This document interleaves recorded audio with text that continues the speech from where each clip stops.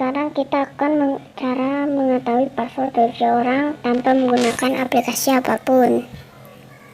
Pertama-tama kita membuka setelan atau pengaturan, sambungkan koneksi internet menggunakan data maupun wifi. Saya di sini memakai wifi saya. Setelah tersambung, kita kembali ke menu utama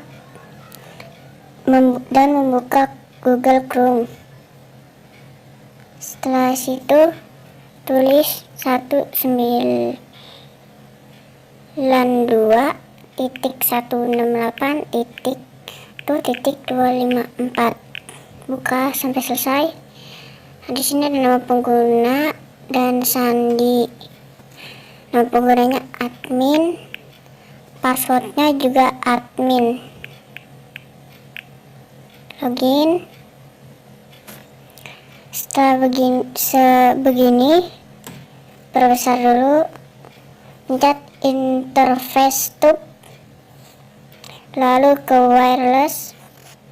Di sini kita akan ke bawah. Ini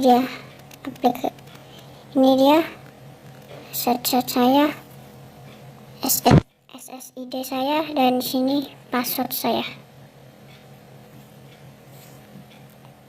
Terima kasih. Assalamualaikum warahmatullahi wabarakatuh.